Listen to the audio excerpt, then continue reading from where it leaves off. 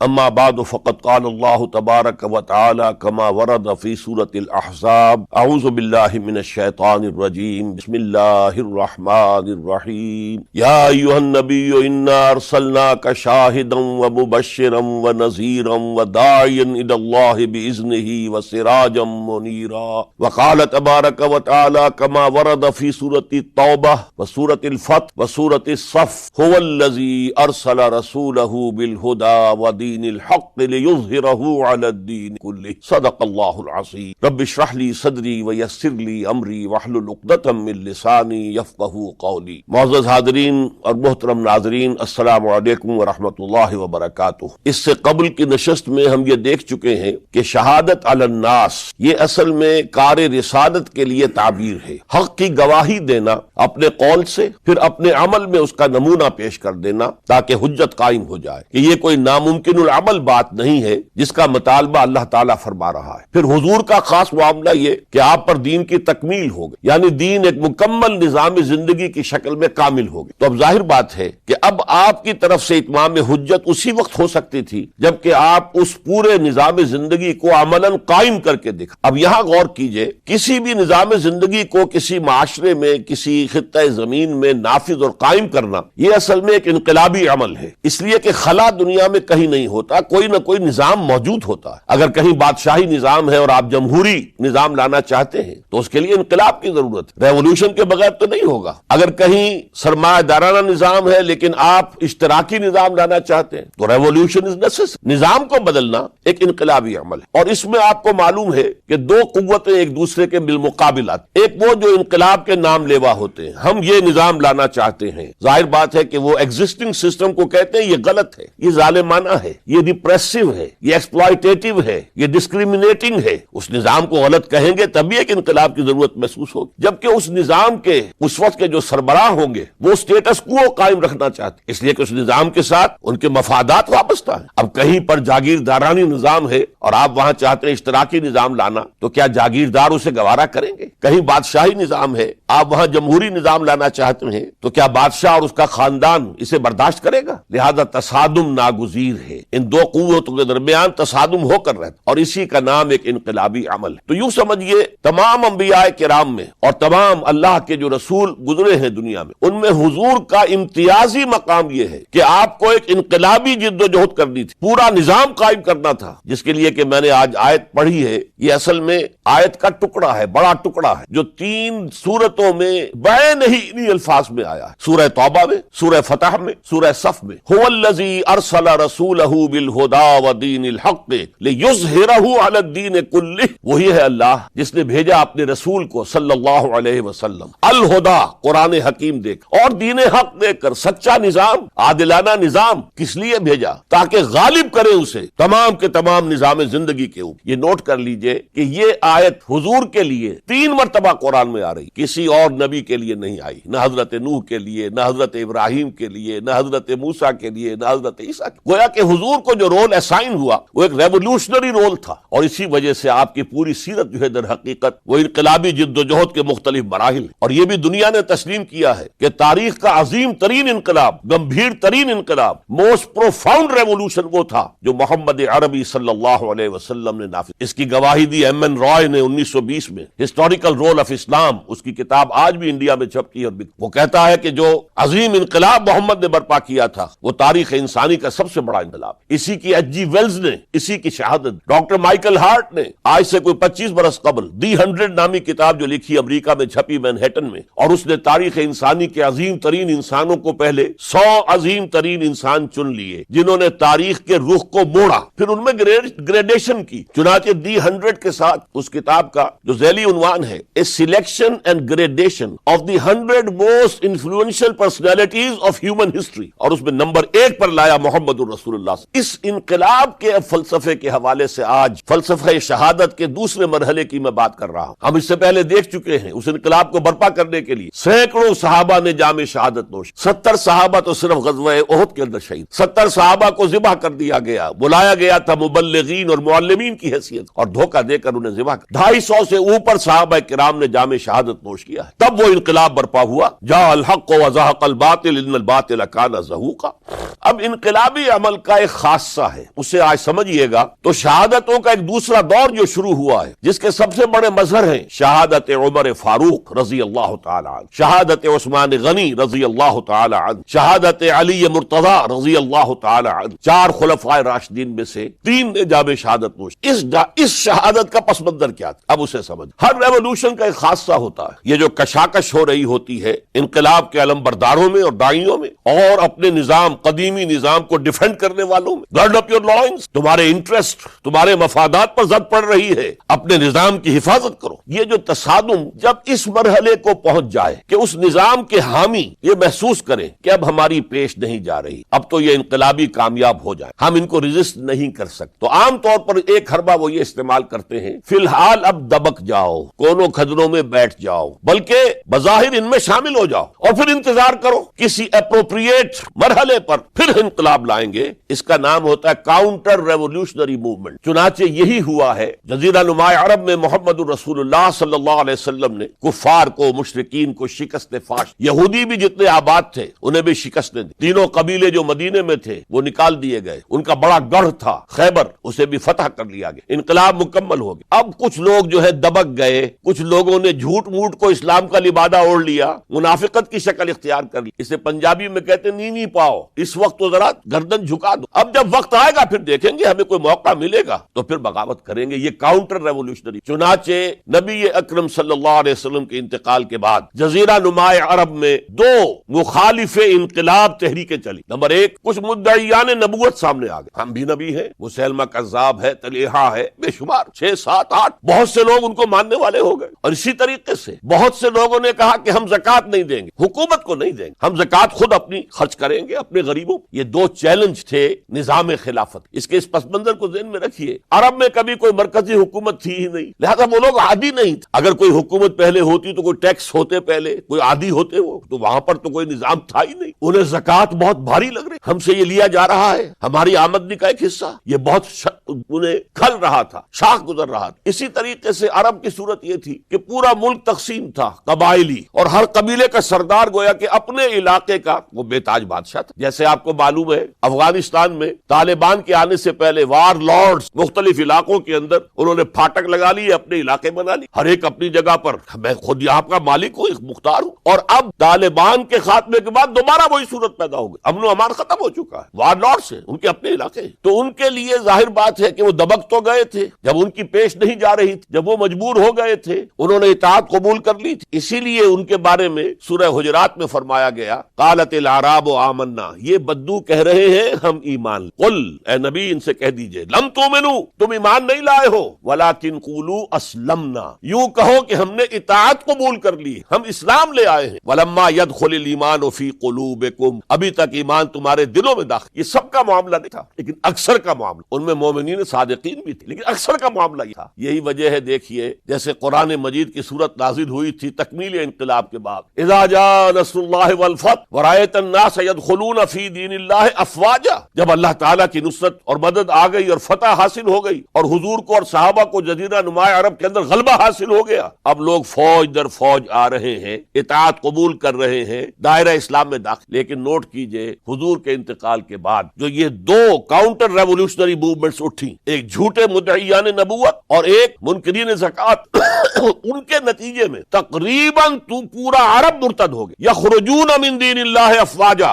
اب فوج در فوج وہ اللہ کے دین سے نکل گیا، یہاں تک کہ اسلام صرف ملک کے حجاز، تھوڑا سا علاقہ، اس کے بھی بڑے شہروں تک محدود۔ یہ خطرناک صورتحال تھی جس سے کہ حضرت ابو بکر صدیق رضی اللہ تعالیٰ عنہ کو سابقہ، وہ اگرچہ ایک بڑے نحیف الجسم، بڑے رقیق القلب انسان، بہت رحیم اور شفیق، حضور کی شخصیت کا عکس کامل، جیسے حضور کی طبیعت میں نرمی، رقت، شفقت، رحمت، ایسے ہی لیکن جب ذمہ داری کا بوجھ آیا ہے، چیلنج آیا ہے تاریخ کا، اس وقت معلوم ہوا کہ ان کی تو شخصیت آہنی ہے، بڑی قوی، بہت مضبوط، ان کا عزم، ان کی ہمت، ان کا استقلال، ان کا اللہ پر توکل۔ اس موقع پر میں آپ کو بتاتا ہوں، بہت سے لوگوں نے مشورہ دیا تھا کہ مصلحت کا تقاضا ہے کہ کئی محاذ نہ کھولیے بیک وقت، مسلمانوں کے دل پہلے ہی زخم، حضور کے انتقال، پھر حضور نے ایک جیش اسامہ تیار کیا تھا، ہم نے چاہا تھا کہ آپ اسے روک دیں، آپ نے کہا نہیں، جو لشکر حضور نے تیار کیا ابو بکر اسے نہیں روکے گا، وہ گیا۔ پھر جو مدعیان نبوت ہوئے وہ تو یقیناً کافر ہو گئے، لہذا ان سے بھی قتال کرنا پڑے گا، کم سے کم منکرین زکوٰۃ کے ضمن میں نرمی، انہوں نے کفر نہیں کیا، کلمہ شہادت پڑھتے ہیں، نماز کا انکار نہیں کیا، زکوٰۃ کا بھی انکار نہیں کیا، یہ کہا کہ ہم آپ کو نہیں دیں گے، اپنی زکوٰۃ جمع کریں گے، اپنے ہی غریبوں میں تقسیم۔ لیکن حضرت ابو بکر اور یہاں تک کہ حضرت عمر نے مشورہ دی کہ مصلحت کا تقاضا ہے کہ مانعین زکوٰۃ کے ساتھ نرمی۔ حضرت ابو بکر نے فرمایا عمر تم ایام جاہلیت میں تو بڑے سخت تھے، بڑے مضبوط تھے، بہت طاقتور تھے،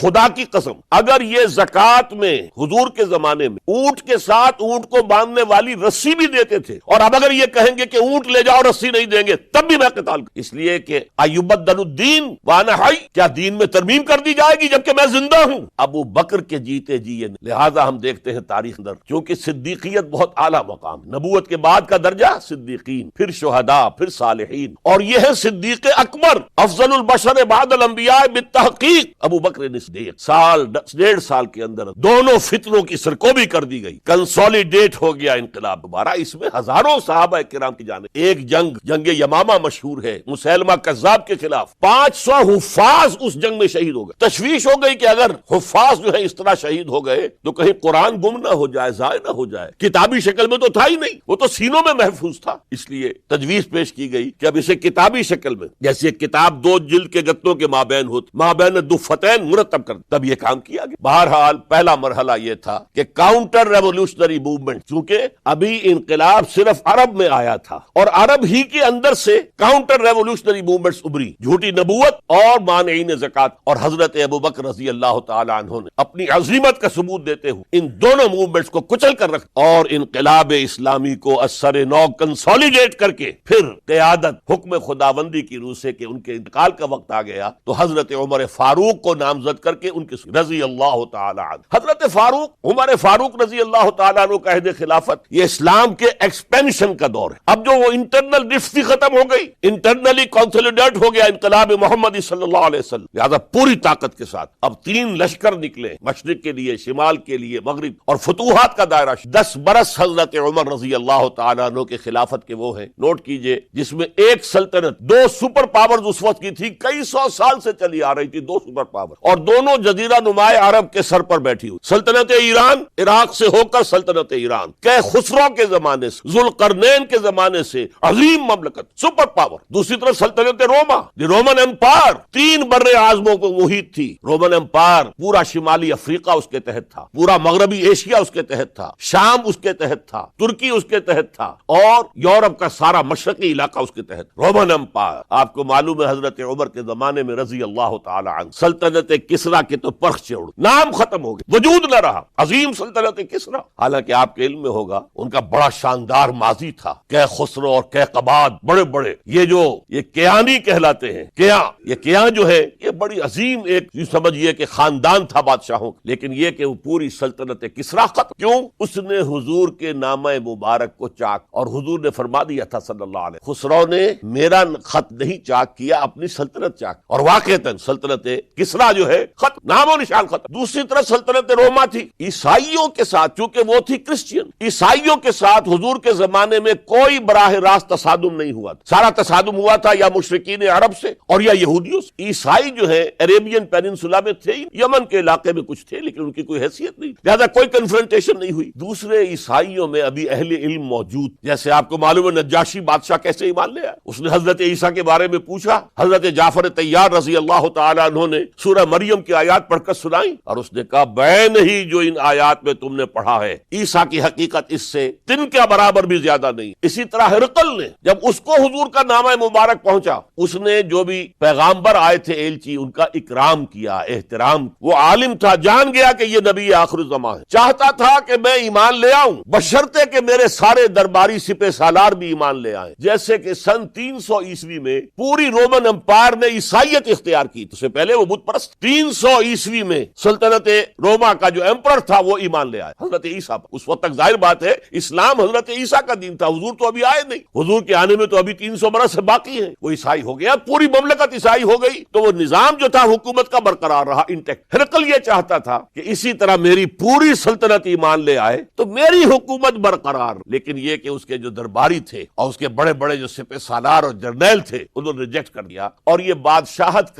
کی بیڑی اس کے پاؤں میں پڑی رہ گئی، ایمان تو نہیں لایا لیکن پہچان گیا تھا حضور کو صلی اللہ علیہ وسلم، اور اس سلطنت سلطنت ایک روما سے پھر آپ کو معلوم ہونا چاہیے کہ مسلمانوں نے اس کی 3 ٹانگوں میں سے 2 ٹانگیں توڑ دی، پورے شمالی افریقہ سے نکال باہر، پورے مغربی ایشیا سے یہ شام اور ترکی کا علاقہ اناطولیہ نکال دی، اور اس کی سلطنت محدود رہ گئی یورپ کے اندر۔ تو یہ عظیم کام ہوئے ہیں حضرت عمر رضی اللہ تعالی عنہ۔ اب سوچ، اس عظیم ریولوشن کا بھی کوئی کاؤنٹر ریولوشن ہونا چاہیے تھا۔ ایرانی بڑے زبردست نیشنلسٹ لوگ، نسل پرست، اپنی نسل پر فخر کرنے والے، ہماری روایات عظیم ہیں، ہم کیخسرو خسرو کے وارث ہیں۔ اور آپ کو معلوم ہے کہ آخری جو بادشاہ تھا رضا شاہ پہلوی، وہ چاہتا تھا کہ کیخسرو کے دور کی عظمت اور سطوت کو دوبارہ لے آئے، 2500 سالہ جشن اس نے منایا تھا، وہ چاہتا تھا وہی شان میری ہو جائے جو کیخسرو۔ یہ جو ان کے اندر نیشنلزم تھا، جب ان کی سلطنت کے پرختے اڑ گئے حضرت عمر رضی اللہ تعالیٰ عنہ کے ہاتھ، تو ان کے دلوں میں حضرت عمر کی دشمنی، وہ خون کے پیاسے ہو گئے عمر کے رضی اللہ تعالیٰ۔ میں یہاں آپ کو ذرا ایک حوالہ دے دوں، فردوسی نے جو شاہ نامہ لکھا، حالانکہ وہ مسلمان تھے لیکن چونکہ پرانے ایرانی ذہن کی عکاسی کر رہے، تو انہوں نے جب کہ عرب فوجیں آئی ہیں تو اس نے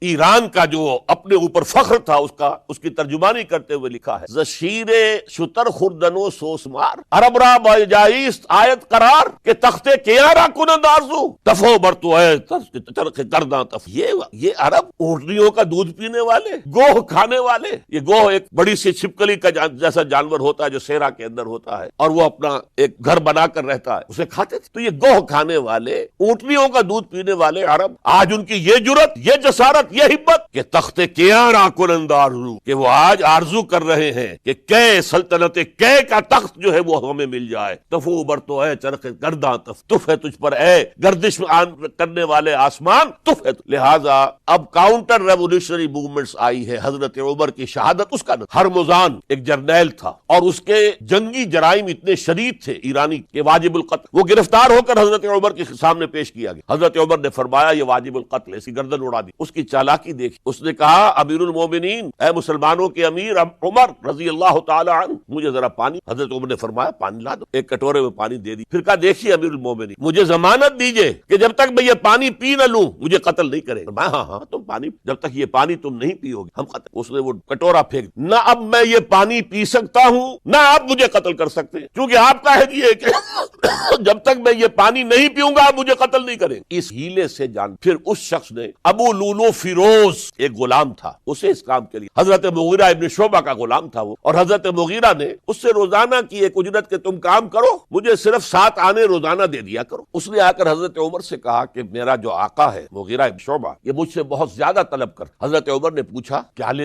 دیتے ہو؟ 7 آنے۔ تم کرتے کیا ہو؟ کہ میں نجار بھی ہوں، میں لوہار بھی ہوں، میں یہ کام کرتا ہوں۔ فرمایا اتنے پیشوں کا جاننے والا، اس کے لیے یہ روزانہ کا ٹیکس یہ زیادہ نہیں، یہ تمہیں دینا چاہیے۔ اس نے کہا میں چکیاں بھی بناتا ہوں۔ حضرت عمر نے فرمایا پھر ایک چکی ذرا مجھے بھی بنا دے۔ کہنے لگا آپ کے لیے تو میں ایسی چکی بناؤں گا کہ جس کی آواز دنیا بھر میں جائے۔ وہ شخص ہے، اور ہرمزان کی سازش کے تحت وہ ایرانی جسے بعد میں ایرانیوں نے کیا کہا، جس نے قتل کیا حضرت عمر فاروق کو، حضرت ابو لولو فیروز، آج بھی ایران میں اس کی قبر کی تفسیریں بکتی ہیں بازار کے اندر۔ حضرت ابو لولو فیروز وہ آیا ہے مسجد نبوی اور آ کر جبکہ حضرت عمر رضی اللہ تعالیٰ عنہ امامت فرما رہے، حملہ 5-6 وار خنجر، حضرت عمر رضی اللہ تعالیٰ شدید مجروح ہو گئے۔ یہ انتقام تھا جو عجم نے، وہ سلطنت کے جس کے ٹکڑے ختم ہو گئے تھے، جس کا ٹکڑے کر دیے گئے تھے، اس نے انتقام لیا۔ عالم اسلام سمجھا انہوں نے یہ تھا کہ شاید یہ پوری عمارت اسی ایک ستون پر کھڑی، حضرت عمر ہی کے ستون پر، اس ستون کو گرا دو گے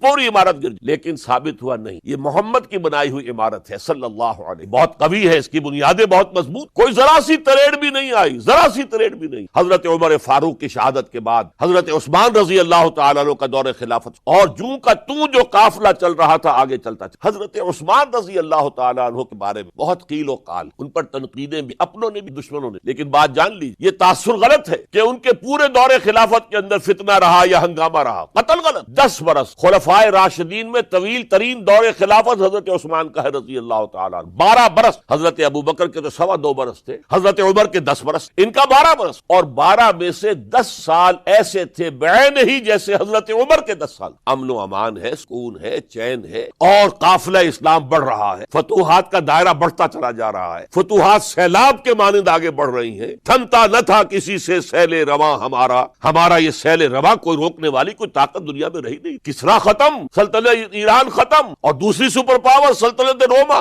اس کی 3 میں سے 2 ٹانگیں توڑ دی گئی، 1 رہ گئی۔ اب کون تھا؟ خارج میں کوئی طاقت نہیں تھی جو اسلام کے اس سیلاب کو اور پوری نوع انسانی پر اتمام حجت اور اللہ کے دین کو پہنچانے کے راستے میں رکاوٹ۔ اب ایک فتنہ اٹھا۔ دیکھیے حضور کی کنفرنٹریشن 3 مذاہب سے ہوئی۔ ایک مذہب مشرکین، شرک کا قلع قما کر دیا گیا جزیرہ نما عرب، ختم۔ انہوں نے کاؤنٹر ریولوشنری موومنٹس اٹھائیں، حضرت ابوبکر کے زمانے میں ان کو کرش کر دیا حضرت ابوبکر صدیق رضی اللہ تعالی، چاہے ہزاروں صحابہ شہید۔ اس کے بعد دوسری طاقت کون تھی؟ مذہبی یہودی۔ یہود کے 3 قبیلے مدینے میں آباد، بنو قینقاع، بنو قریظہ، بنو نذیر۔ 2 کو مدینے سے نکال دیا گیا ان کی بدعہدی کی وجہ، حالانکہ حضور نے مدینہ تشریف لاتے ہی ان سے معاہدے کر لیے۔ ان کا میثاق مدینہ یہ در حقیقت ایک پیکٹ تھا، جوائنٹ ڈیفنس آف مدینہ۔ مدینے پر اگر کوئی حملہ کرے گا، اور ظاہر بات ہے کہ ایک ہی امکان تھا کہ مکے والے آ کر حملہ کریں، مشرکین مکہ، لیکن مدینے کا ہم تحفظ کریں گے مل کر، مسلمان اور یہود۔ لیکن انہوں نے ہر موقع پر وعدہ خلاف، پہلے بنو قینقاع نکالے گئے، پھر بنو نذیر نکالے گئے، غزوہ احزاب کے موقع پر بدترین جو ہے بدعہدی بنو قریظہ نے، اور ان کو بڑی سخت سزا دی گئی، کیونکہ انہوں نے خود کہا تھا کہ ہمارا فیصلہ سعد ابن معاذ رضی اللہ تعالی عنہ جو فیصلہ کر دیں گے وہ ہمارے حلیف ہے، جو فیصلہ کر دیں گے ہمیں قبول۔ اور حضرت سعد نے تورات کے حکم کے مطابق فیصلہ کیا کہ ان کے جتنے جوان ہیں وہ قتل کر دیں۔ بڑی سخت سزا تھی کہ جو دی گئی ہے۔ پھر ان کا اڈا تھا بہت بڑا خیبر میں، وہ نکال دیا گیا، وہاں سے انہیں نکالا گیا، اس کے اوپر مسلمانوں نے قبضہ کیا۔ جیسا کہ میں نے عرض کیا، عیسائیوں سے کوئی کنفرنٹیشن نہیں ہوئی، لیکن ان 2 کے ساتھ ایک مشرکین عرب کا خاتمہ ہوا اور ایک جزیرہ نما عرب سے یہودیوں کا خاتمہ۔ لہذا ان کے اندر جلن، انتقام کی آگ، سب سے بڑا تو حسد تھا کہ 2000 سال سے نبوت اور رسالت ہمارے پاس، موسیٰ سے لے کر عیسیٰ تک علیہم الصلاۃ والسلام، 1400 برس ہماری تاریخ کے وہ ہیں کہ کوئی ایک لمحہ بھی نہیں تھا کہ کوئی نبی موجود نہ ہو۔ نوٹ کیجئے اس بات، حضرت موسیٰ 1400 قبل مسیح اور حضرت عیسیٰ سن عیسوی کا آغاز، ان 1400 سالوں میں مسلسل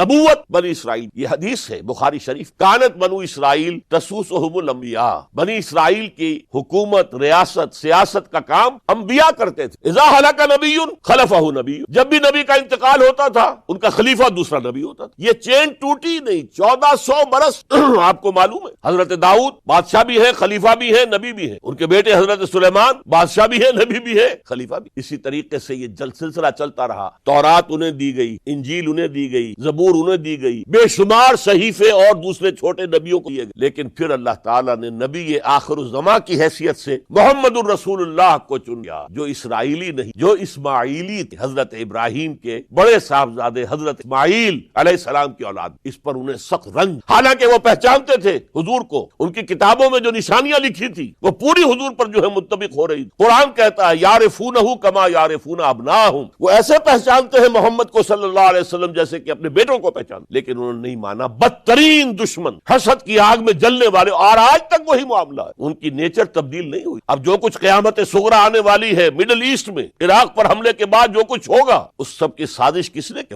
یہ ساری اسرائیلی سازش۔ بہرحال یہ علیحدہ بات ہو جائے گی۔ اب انتقام یہودیوں کو یہ معلوم تھا ہم تعداد میں اتنے کم ہیں اور ڈسپرسڈ ہیں۔ سن 70 عیسوی میں ایک رومن جنرل ٹائٹس، اس نے حملہ کر کے یروشلم بیت المقدس کی سے اینٹ بجائی، 1,33,000 یہودی ایک دن میں قتل۔ اور ان کا سیکنڈ ٹیمپل جو تھا، جو حضرت سلیمان نے بنایا تھا، معبد، عبادت گاہ، ہم تو اسے مسجد کہیں گے، مسجد اقصی، لیکن انہوں نے اسے کہا ہیکل، ٹیمپل، اس کو گرا دیا تھا نبوکڈنیزر نے 587 عیسوی۔ دوبارہ انہوں نے بنایا، اسے ٹائٹس نے گرا دیا، وہ آج تک گرا پڑا ہوں، آج تک صرف ایک دیوار اس کی سلامت ہے جسے وہ ویلنگ وال کہتے ہیں، وہاں جا کر ماتم کرتے ہیں، روتے ہیں، اور اس کو اس وقت سے نکال دیا گیا یہودیوں کو، نکل جاؤ فلسطین سے، بھاگ جاؤ یہاں سے، دفع ہو جاؤ۔ لہٰذا وہ ڈسپرس ہو گئے، کوئی یورپ چلے گئے، کوئی روس چلے گئے، کوئی ہندوستان چلے گئے، کوئی افریقہ کے ممالک میں چلے گئے، کچھ ایران میں آ گئے، یہ سب اس کو وہ کہتے ہیں ڈایاسپورا، ہمارا وہ دور جس میں ہم دنیا میں منتشر، جب پوری دنیا میں منتشر تھے تو ظاہر بات ہے کسی فوجی مہم کے ذریعے سے مسلمانوں سے انتقام لینا ممکن، لیکن انتقام لیا ایک ایسی سازش کے ذریعے، ایک ایسا فتنۃ الکبریٰ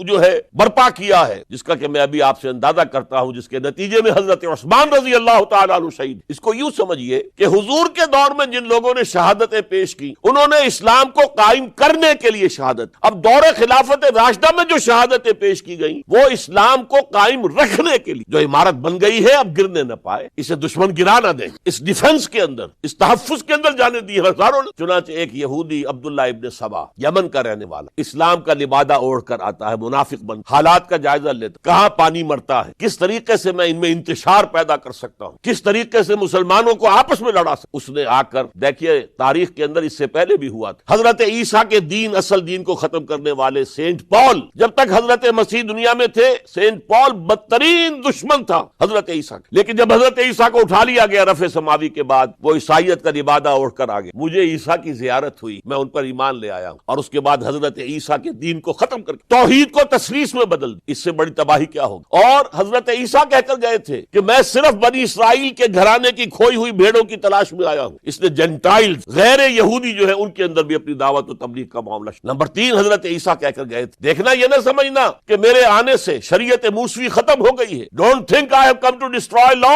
دی موزائک لا، حضرت موسیٰ کی شریعت لاگو رہے گی تم پر۔ سینٹ پال نے ساکت۔ تو جدید عیسائیت، ڈاکٹر مائیکل ہارٹ کا میں نے حوالہ دیا، دی 100 کا مصنف، وہ کہتا ہے کہ موجودہ عیسائیت کرسچینٹی نہیں ہے، پالزم، یہ حضرت عیسیٰ کا نہیں ہے۔ تو پال ایک شخص نے یہ کام کر دیا۔ اسی طرح کا ایک شخص آیا تھا عبداللہ ابن، اس نے سب سے پہلے تو دیکھا کہ اس معاشرے کے اندر قریش کے 2 گھرانوں کی بڑی پرانی چشمک، بنو امیہ، بنی ہاشم، پرانی ان کے اندر قبائلی چشمک چلی، اسلام نے آ کر اسے دبا دیا۔ ختم نہیں ہوتی ہے، نسل بعد نسل چلتی ہیں، اندر دبی رہتی۔ آگ بجھی ہوئی نہ جان، آگ دبی ہوئی سمجھ۔ اس نے جان لیا کہ یہ بہترین موقع ہے، اگر اس قبائلی عصبیت کو میں ہوا دے سکوں تو مسلمان منقسم ہو جائیں، ایک دوسرے کے ساتھ دست و گریبان۔ اس نے آتے ہی کہنا شروع کیا، خلافت کا حق بنو ہاشم کا ہے، یہ عثمان، یہ بنو امیہ میں سے ہے، بنو امیہ کو کوئی حق نہیں ہے خلافت۔ 2 پہلے جو خلیفہ تھے، حضرت ابوبکر، حضرت عمر، وہ نہ ہاشمی تھے نہ اموی تھے۔ حضرت ابوبکر بنو تیم میں سے نہ ہاشمی نہ اموی، حضرت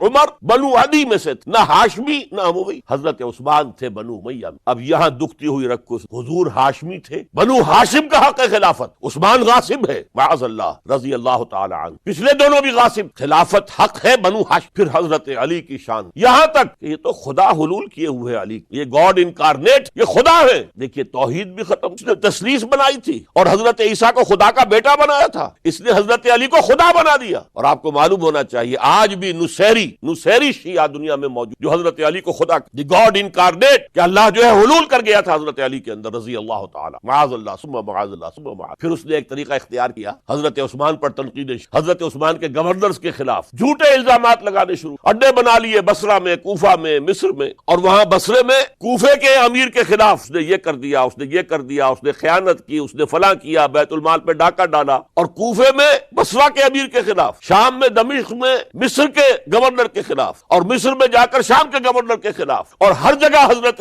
عثمان رضی اللہ تعالیٰ عنہ۔ اب آپ کو معلوم ہے اس دنیا میں تو اطلاعات بھی نہیں پہنچ سکتی، کئی دن میں جا کر، کئی ہفتوں میں جا کر تو خط پہنچ، کوئی ٹیلی فون نہیں، کوئی تار نہیں، کوئی بے تار برقی نہیں، کچھ وائرلیس۔ لہٰذا یہ فتنہ بڑھتا رہا اندر ہی، اور پھر ہر جگہ سے بلوائی، وہ جو سبائی کہنا چاہیے، وہ مدینے میں آ گئے، گھیرا کر لیا، اور مطالبہ کیا کہ حضرت عثمان مستعفی ہو جائے، خلافت چھوڑ دے۔ حضرت عثمان نے کہا تمہارے کہنے سے ان پر جب الزامات لگائے گئے، انہوں نے ہر الزام کی صفائی پیش کر دی۔ اس صفائی کے پیش کرنے والوں میں سب سے بڑھ کر خود حضرت علی تھے رضی اللہ تعالی عنہ۔ مسجد نبوی میں آ کر انہوں نے ان بلوائیوں کو جمع کیا، اور حضرت عثمان کے خلاف جو بھی الزام لگائے گئے تھے ان سب کی صفائی اور جواب دیکھیں، بلوائی جو ہے اڑے ہوئے تھے۔ ادھر سے حضرت امیر معاویہ، وہ عامل تھے، گورنر تھے شام کے، انہیں اطلاع مل رہی ہے، وہ کہتے ہیں آپ ہمیں اجازت دیجئے ہم فوج لے کر آئیں اور ان کے ٹکڑے اڑا دیں۔ لاکھوں کی فوجیں تھیں حضرت عثمان کی مملکت کا، آپ تصور کر سکتے؟ قرآن میں عظیم ترین حکمران کے نام سے کے حوالے سے نام آیا ذوالقرنین کا، ذوالقرنین کے خسرو یا سائرس، اس کی سلطنت سے کم 2 گنا بڑی سلطنت تھی جس پر حضرت عثمان رضی اللہ تعالی عنہ حکومت۔ مصر سے عمرو بن العاص کہہ رہے ہیں کہ آپ اجازت دیجئے میں فوج لے کر آؤں اور ان کا ٹکڑا کر دیا جائے، تکہ بوٹی کر دی جائے۔ حضرت عثمان کا فیصلہ تھا یہ مجھے قتل کر دیں تو قصاص لے لیں، لیکن میں اپنی جان کے تحفظ کے لیے کسی کلمہ گو کا خون بہانے۔ حضرت طلحہ، حضرت زبیر، حضرت علی کہہ رہے ہیں آپ اجازت دیجئے کہ ہم ان کے خلاف جنگ کریں، مدینے میں بیٹھے ہوئے فرماتے ہیں ان کے خلاف جنگ کی اجازت۔ یہ میری ذاتی، مجھ پر تنقیدیں کر رہے، ذاتی دشمنی، میں اپنی ذات کے تحفظ کے لیے کسی کلمہ گو کا خون جو ہے نہیں بہاؤں۔ لاکھوں کی فوجیں موجود تھیں، لیکن حضرت عثمان نے یہ طے کیا میں اپنی جان کے تحفظ کے لیے میں نہیں ہاتھ اٹھاؤں گا، میں کسی اور کو اجازت نہیں دوں گا کہ ان کے خلاف جنگ کرے۔ ہاں یہ میرے دشمن ہے، میری جان لے لیں، جب جان لے لیں گے تو قصاص۔ یہ معاملہ ہوا ہے، اور پھر نہایت ہی بے رحمی کے ساتھ، نہایت بے رحمی کے ساتھ، اور نوٹ کیجئے حضرت علی کے دونوں صاحبزادے حضرت حسن، حضرت حسین رضی اللہ تعالی عنہ اجمعین، وہ حضرت عثمان کے دروازے پر پہرا دے رہے رہے ہیں کہ کوئی بلوائی، کوئی حضرت عثمان کو قتل کرنے کے ارادے سے گھر میں داخل نہ ہو. وہ گھر کے پچھواڑے سے دیوار پلانگ کر آئے ہیں اندر، اور حضرت عثمان جب قرآن پڑھ رہے تھے اس حالت میں انہیں شہید. ان کی بیوی نائلہ نے ہاتھ آگے کیا ہے روکنے کے لیے، تو ان کی انگلیاں اور انگلیوں کا خون جو ہے اس مصحف پر قرآن مجید میں اس صفحے کے اوپر حضرت عثمان کے خون کے دھبے لگے. یہ حالات ہوئے حضرت مان شہادت کہ انہوں نے چاہا وہ نظام قائم رہے. یہودیوں کا انتقام، یہودیوں کی سازش، اور ایسی سازش ہے کہ جس کے نتیجے میں اس کو کہا گیا الفتنۃ الکبریٰ، عظیم ترین سانحہ، عظیم ترین فتنہ. اور اس کے بعد جو خانہ جنگی ہوئی، حضرت علی رضی اللہ تعالی عنہ اس کے بعد خلافت قبول کرنے کو تیار نہیں، حضرت طلحہ قبول کرنے کو تیار نہیں، کوئی بھی تیار نہیں. کیوں؟ یہ بلوائی ہے اس وقت یہاں پر. یہ کہہ رہے ہیں کہ تم خلیفہ بن جاؤ، تو جو بھی اس وقت خلیفہ بنے گا وہ ان کے ہاتھ میں کٹ پتلی بن جائے گا. بالآخر حضرت علی، ظاہر بات ہے کہ امت کو بغیر امام کے تو نہیں چھوڑا جا سکتا، بغیر امیر کے نہیں ہوگا تو شیرازہ منتشر ہو جائے گا. اب جو ہونا تھا ہو گیا، حضرت عثمان شہید ہو گئے رضی اللہ تعالی عنہ، لیکن بہرحال اب امت کا نظم تو قائم رکھا. حضرت علی نے بیعت رضی اللہ تعالی عنہ، لیکن حضرت امیر معاویہ، عمرو بن العاص، ان دونوں نے کہا کہ حضرت علی اگر حضرت عثمان کے خون کا قصاص لے لیں، قاتلان عثمان کو اگر قتل کریں تو ہم بیعت کریں گے. ہم مدعی خلافت نہیں ہے، خلافت علی کی ٹھیک ہے رضی اللہ تعالی، لیکن سب سے پہلا مطالبہ ہمارا یہ ہے کہ حضرت عثمان کے خون کا قصاص حضرت علی رضی اللہ تعالی عنہ کے لیے. بعض وجوہ سے ایسا کرنا نتیجہ کیا نہیں، سب سے زیادہ اندوہناک اسلامی تاریخ کا یہ دور، حضرت علی کے دور خلافت میں باہمی خانہ جنگ رہی. جنگ جمل حضرت عائشہ صدیقہ کمانڈ کرتی ہوئی آئی ہیں، طلحہ اور زبیر ان کے ساتھ، اور اگرچہ حضرت علی رضی اللہ تعالی عنہ کے ساتھ ان کی صلح ہو گئی، لیکن وہ جو بلوائی تھے، جو چاہتے نہیں تھے کہ امن ہو، وہ تو در حقیقت اسلام کے حصے بکھرے کرنے کے لیے آئے تھے، اسلام کی مملکت کو تباہ کرنے آئے تھے. انہوں نے فوری طور پر حملہ کر دیا حضرت عائشہ رضی اللہ تعالی عنہا کے گھر پر. اب ظاہر بات ہے کہ جنگ شروع ہو جائے تو پھر کون دیکھ سکتا ہے، آئیدر کل اور بھی کل، دو شکلیں دو ہی ہوتی. ایک رات میں 10,000 مسلمان، الفتنۃ الکبریٰ، عشرہ مبشرہ میں سے حضرت طلحہ، حضرت زبیر دونوں. پھر اس کے بعد بھی بات تو ختم نہیں ہوئی، حضرت معاویہ رضی اللہ تعالی عنہ وہ فوج لے کر آ. پھر جنگ صفین، جنگ 74,000 مسلمان ایک دوسرے کی تلواروں اور ایک دوسرے کے نوزوں سے، اندازہ 1,00,000 کے قریب مسلمان ختم ہو گیا. نہ یہودی کو کچھ کرنے کی ضرورت پیش آئی، نہ کسی اور کو کوئی حملہ کرنے کی ضرورت پیش آئی. آپس خانہ جنگ. 4.5 برس حضرت علی رضی اللہ تعالی عنہ ان کا دور خلافت پورا کا پورا باہمی خانہ جنگی کے نظر میں حضرت علی پر معاذ اللہ کوئی الزام رضی اللہ تعالی عنہ وکرم اللہ وجہہ، وہ امام حق تھے، لیکن یہ ہے کہ ان کا بے بس ہو گئے، لاچار ہو گئے، حالات پر کنٹرول نہیں ہو رہا. اسی جنگ صفین کے اندر جب ایک تجویز پیش کی گئی کہ لڑنے بھڑنے کی بجائے حکم مان لو، جیسے قرآن مجید میں آیا ہے کہ میاں اور بیوی کے درمیان اختلاف ہو جائے تو فبعثوا حکما من اہلہ وحکما من اہلہا، ایک حکم لڑکے والوں کی طرف سے، ایک حکم لڑکی والوں کی طرف سے مقرر کر لو، وہ آپس میں معاملہ طے کرائیں. لہذا تحکیم کی تجویز حضرت علی نے یہ تجویز پیش کی گئی عمرو بن العاص رضی اللہ تعالیٰ عنہ کی طرف، جو حضرت معاویہ کے ساتھ. حضرت علی اس تحکیم کو قبول نہیں، جانتے تھے کہ یہ ایک چال ہے جس میں میں آ رہا ہوں، لیکن بالآخر آپ نے وہ قبول کر. اچھا ابو موسیٰ اشعری ہماری طرف سے، عمرو بن العاص معاویہ کی طرف سے، یہ دو حکم. اس موقع پر اب تحکیم کیا ہوئی، کیا اس کی شرائط تھی، کیا اس میں نہیں جانا، اس وقت میں تاریخ نہیں بیان کر رہا، بلکہ مجھے اب چوتھے خلیفہ حضرت علی کی شہادت کا پس منظر بیان کرنا. اور ہزاروں شہادتیں ہو رہی ہیں، لیکن اس دور کی شہادتوں میں سب سے چوٹی پر حضرت عمر کی شہادت، حضرت عثمان کی شہادت، حضرت علی رضی اللہ تعالی عنہ اجمعین. اس وقت حضرت علی کے جو حامی تھے انہی میں سے ایک فرقہ علیحدہ ہو گیا کہ یہ تحکیم کفر ہے، ان الحکم الا للہ، حکم کا فیصلے کا اختیار اللہ کے سوا کو نہیں، لہذا یہ جو کیا ہے یہ غلط. اور اس حد تک چلے گئے کہ جنہوں نے یہ تحکیم کو قبول کیا وہ کافر ہو گئے، علی بھی کافر، معاویہ بھی کافر، عمرو بن العاص بھی کافر، جنہوں نے مانا کافر. یہ لوگ کہلاتے خوارج تھے. یہ حضرت علی کی فوج شامل، حضرت علی کے حامی، حضرت علی کی جماعت میں، لیکن بس ایک غلط جذبات کے اندر آ کر، غصے کے اندر آ کر اس درجے، اور وہ حضرت علی سے علیحدہ ہو. اس کے بعد انہوں نے اپنی ایک کانفرنس، ایک جنگ بھی ہوئی، پھر حضرت علی کو ان کے خلاف جنگ کرنی پڑی، وہ جنگ نہروان کہلاتی، جن میں کہ ان خوارج کو حضرت علی نے بہت بڑی شکست. پھر انہوں نے کانفرنس کی آپس بیٹھ کے علی کو یا معاویہ کو فوجی شکست دینا تو ہمارے لیے ایسے کرو کہ ان تینوں کو قتل، علی کو بھی قتل کر دو رضی اللہ تعالی، معاویہ کو بھی قتل کر دو رضی اللہ تعالی، عمرو بن العاص کو بھی قتل کر کر دو تاکہ اس کے بعد مسلمان اپنا کوئی خلیفہ. رمضان سن 40 ہجری اس کا ایک دن معین کر لیا, ایک ہی دن. یہ تینوں جو ہے, عبد الرحمن ابن ملجم آئے گا مدینے کوفے کے اندر, حضرت علی نے صدر مقام کوفہ بنا اور فجر کی نماز میں حضرت علی پر حملہ کر. ایک دوسرا شخص عمرو بن العاص پر جا کر حملہ کرے گا اسی دن اسی وقت. ایک تیسرا شخص وہ امیر معاویہ کے اوپر حملہ کرے. عمرو بن العاص اس روز مسجد میں آئے ہی نہیں, ان کی جگہ کوئی اور شخص جو نماز پڑھا رہے تھے وہ شہید. حضرت معاویہ پر جو حملہ ہوا وہ اوچھا پڑا وار, وہ جلدی تندرست ہو گئے. حضرت علی ابھی وہ گھر سے نکل کر مسجد کی طرف جا رہے تھے, ابن ملجم نے ایک اور ساتھی اپنے ساتھ لے کر ہم شدید زخمی کر. حضرت علی نے آواز, لوگ آئے, ایک ساتھی تو دوڑ گیا اور ابن ملجم جو ہے وہ پکڑ لی. پھر کسی اور نے نماز پڑھائی اور حضرت علی رضی اللہ تعالیٰ عنہ نے وصیت کہ اگر میرا انتقال ہو جائے تو اس ابن ملجم سے قصاص نہ ہو تو پھر میں خود اس کا فیصلہ. لیکن حضرت علی رضی اللہ تعالیٰ عنہ, یہ شہادتیں میں نے کس کیٹیگری میں ڈالی, ہسٹوریکل بیک گراؤنڈ کیا ہے اس کو. ایک شہادتیں وہ تھیں جو دور نبوی میں ہوئی اللہ کے دین کو قائم کرنے کے لیے. سورہ